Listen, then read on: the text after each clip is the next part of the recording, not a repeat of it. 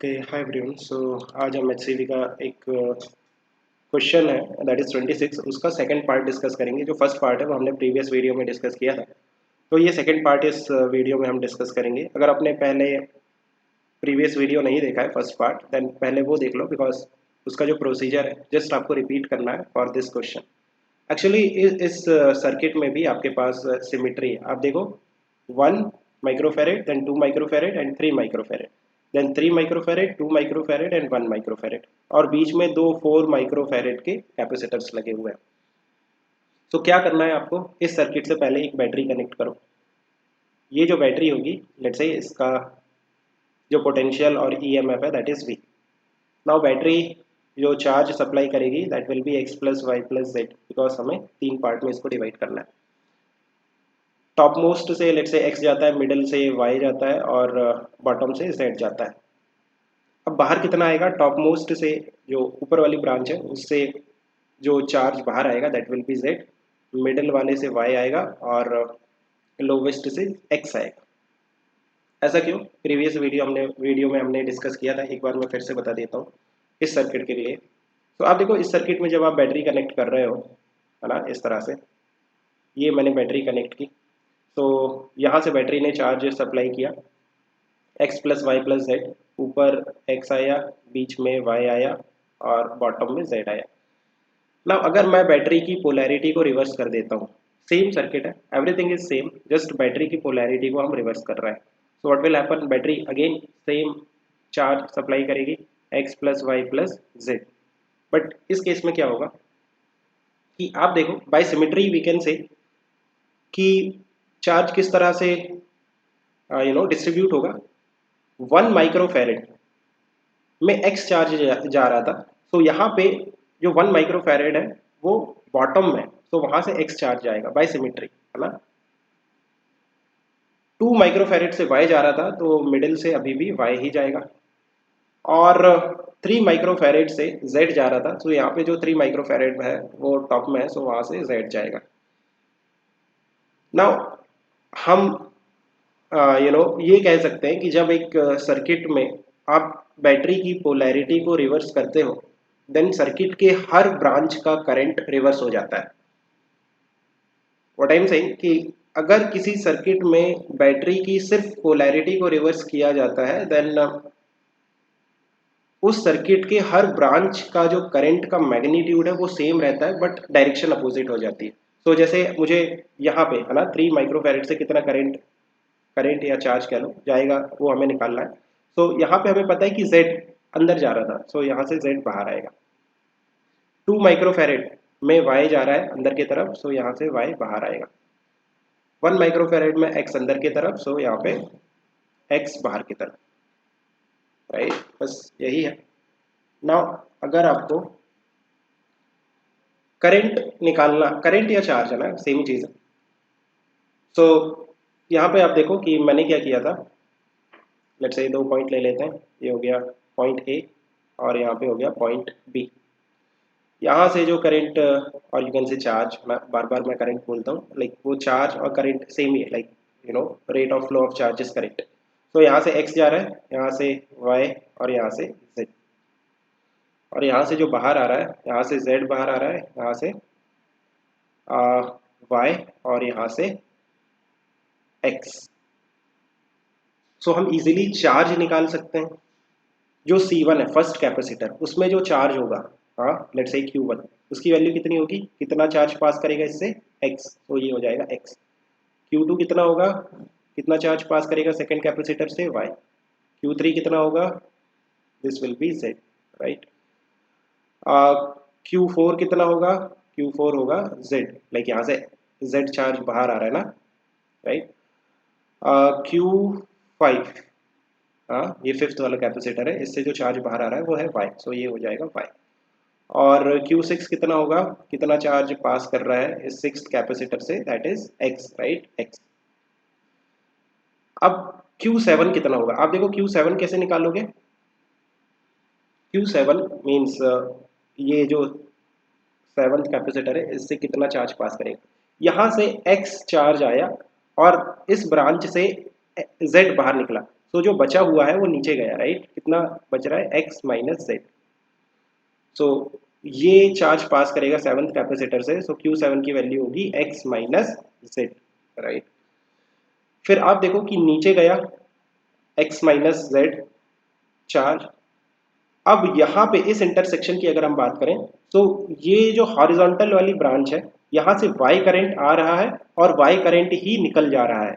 सो जो भी charge vertical वाले ब्रांच में आ रहा है वो भी डायरेक्ट आगे निकल जाएगा। मीन्स x माइनस जेड आ रहा था, तो वो x माइनस जेड नीचे निकल जाएगा। You are getting, horizontal branch का जो करंट है y वो डिवाइड नहीं हुआ है, सो दैट्स वाई वर्टिकल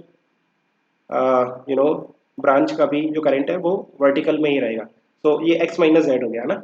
सो हम कह सकते हैं कि जो Q8 आएगा, एट्थ कैपेसिटर का चार्ज, वो भी कितना होगा, x माइनस जेड ही होगा, राइट। और फिर हो गया, हमने सारे कैपेसिटर्स के चार्ज निकाल लिए। अब क्या हम उनके पोटेंशियल निकाल सकते हैं? ऑफ कोर्स निकाल सकते हैं। अगर हमें चार्ज और कैपेसिटेंस पता है देन आप पोटेंशियल निकाल सकते हो। V1 that is the potential drop across the first capacitor, right. वो कितना होगा, उसमें कितना चार्ज है x, और उसका potential sorry charge upon capacitance, capacitance कितना है इसका 1, सो x अपॉन 1। आपको क्या करना है, उस कैपेसिटर के चार्ज को उसके कैपेसिटेंस से डिवाइड करना है, सो दैट आपको उसमें कितना पोटेंशियल ड्रॉप हो रहा है वो निकल जाएगा। V2 Q2 by C2 that is y upon 2, V3 z upon 3, right। V4 z upon 3, let's say यहाँ पे लिख देता हूँ मैं, V5 y upon 2, V6 x upon 1, x upon 1, right। V7 charge कितना है, x minus Z upon capacitance कितना है 4। V8 चार्ज है x माइनस जेड अपॉन इसका कैपेसिटेंस कितना है 4, right. Okay, now equivalent capacitance कैसे निकालोगे, जैसे हमने प्रीवियस वीडियो में डिस्कस किया था, राइट। क्या करना होता है, इक्विवेलेंट कैपेसिटेंस का मीनिंग होता है कि इस पूरे कॉम्बिनेशन ऑफ कैपेसिटेंस को मैं एक सिंगल कैपेसिटर से रिप्लेस करना चाहता हूँ जिसका इक्विवेलेंट कैपेसिटेंस C इक्विवेलेंट है। एंड अगर मैं पॉइंट A और पॉइंट B के बीच में सेम पोटेंशियल डिफरेंस अप्लाई करूँ, बेसिकली V वोल्ट की आपने जो बैटरी लगाई थी उसके कारण A का पोटेंशियल लेट से V हो गया और B का पोटेंशियल कितना हो गया 0। So same amount of charge इस कैपेसिटर से पास करना चाहिए, और you can say x plus Y plus Z, right. Charge जाना चाहिए इस कैपेसिटर में। सो यहाँ से जो C इक्विवेलेंट आएगा दैट इज जो चार्ज है इसमें x plus Y plus Z divided by जो पोटेंशियल डिफरेंस आपने अप्लाई किया है that is V। So x plus Y plus Z upon V, this is the value of equivalent C। So ये जो circuit हमने draw किया ना, यहाँ पे चार्ज और कैपेसिटर, चार्ज और पोटेंशियल निकाला है, इनका यूज करके मुझे क्या करना है, x plus Y plus Z upon V की वैल्यू निकालनी है। तो क्या करेंगे हम, यहाँ पे 3 वेरिएबल है तो 3 इक्वेशन कैसे बनाएंगे, हम A से B तक जाएंगे। अब देखो A से B तक हम जाएंगे और A से B तक जाने के लिए जो भी पाथ हम यूज करेंगे, जस्ट लाइक आप देखो, लेट्स से A से हम चलना स्टार्ट करते हैं, देन ऊपर जाते हैं, यहाँ जाते हैं, A ऊपर गए, फिर हम कहाँ पे गए, फर्स्ट वाले कैपेसिटर में, राइट, C1 में। तो वहाँ पे कितना पोटेंशियल ड्रॉप हुआ V1, उसकी वैल्यू है x अपॉन 1 कह लो। फिर आगे गए आगे गए आगे गए, हमें क्या मिला C4, वहाँ पे कितना पोटेंशियल ड्रॉप हुआ V4 जिसकी वैल्यू है Z/3, so plus Z/3 that is equal to, आप देखो आगे गए, फिर यहाँ से हम B पॉइंट तक आ गए। सो A से B तक जाने में जो टोटल पोटेंशियल ड्रॉप होना चाहिए वो कितना होना चाहिए V, बिकॉज A और B के बीच का जो पोटेंशियल है वो है V। नाउ ये मिडिल वाली ब्रांच से जाते हैं हम। तो A से हमने स्टार्ट किया, आगे गए, हमें क्या मिला C2, उसमें कितना पोटेंशियल ड्रॉप हुआ y/2, तो ये हो गया y/2 प्लस, फिर आगे चले आप, आगे चले, फिर आपको क्या मिला C5, वहाँ पे कितना पोटेंशियल ड्रॉप हुआ V5 जिसकी वैल्यू है y/2, so y/2 that is equal to, फिर आप आगे निकल के सीधे B पे पहुंच जाओगे। So total potential drop from A to B should be equal to V, that is the potential difference between the 2 points। अब देखो अगर मैं नीचे वाली ब्रांच से जाता हूँ देन मुझे सेम ही इक्वेशन मिलेगी एज इक्वेशन 1, ये इक्वेशन 1 है और ये इक्वेशन 2 है। आप लिख के देखना, बॉटम वाली ब्रांच को फॉलो करके ए से बी तक जाओगे तो आपको इक्वेशन 1 ही मिलेगी। जैसे हमने प्रीवियस वीडियो में भी देखा था, सेम इक्वेशन आती है। सो फिर अभी हम क्या करें, अब हम ए से लेट से पहले मिडिल वाली ब्रांच में मूव करना स्टार्ट करते हैं। सो वहाँ पे हमें क्या मिलेगा, पहले मिलेगा C2, वहाँ पे पोटेंशियल ड्रॉप है V2, सो y/2 प्लस आगे गए ये जो जंक्शन आया, यहाँ से अब हम नीचे चले तो कौन मिला C8, वहाँ पे कितना पोटेंशियल ड्रॉप हुआ V8 जिसकी वैल्यू कितनी है x माइनस जेड अपॉन 4। फिर आगे चले फिर राइट में जाने पे हमें कौन मिला सिक्स्थ कैपेसिटर जिसके अक्रॉस पोटेंशियल डिफरेंस या पोटेंशियल ड्रॉप हुआ V6 जिसकी वैल्यू है x अपॉन 1। फिर आप आगे जाके फिर B पे पहुंच जाओगे। सो टोटल जो पोटेंशियल ड्रॉप है that is V। So this is my third equation. अब देखो सेकंड इक्वेशन से आपको y का वैल्यू डायरेक्टली मिल रहा है, y का वैल्यू कितना है V। सो y का जो वैल्यू है वो है डायरेक्ट हम कह सकते हैं V, right. Use white colour. अब मुझे x और z का वैल्यू निकालना है। सो जो फर्स्ट इक्वेशन है x plus z/3 is equal to V, so x plus z/3 is equal to V, इसको थोड़ा सिंप्लीफाई करते हैं। So 3x plus z is equal to 3V, ये हो गई हमारी इक्वेशन 1। और y की जो वैल्यू है वो तो हमें डायरेक्टली मिल गई V है, राइट। ओके, नाउ ये वाली जो थर्ड इक्वेशन है इसको देखो, y की वैल्यू मैं v पुट कर देता हूँ ना, तो ये हो जाएगा v/2 plus v/2 plus x minus Z upon 4 plus कितना था x is equal to V. So x is equal to V, यहाँ पे y था बट y की जगह मैंने v पुट कर दिया, right. So this is my second equation. अब इसको थोड़ा सिंप्लीफाई करो, ये जो v/2 है ये इधर जाके v/2 हो जाएगा, v minus v/2 that is v/2, x/4 plus x कितना हो जाएगा 5x/4 और ये हो जाएगा माइनस z/4। तो यहाँ से आप देखो 5x माइनस z की जो वैल्यू आ रही है वो आ रही है 2v।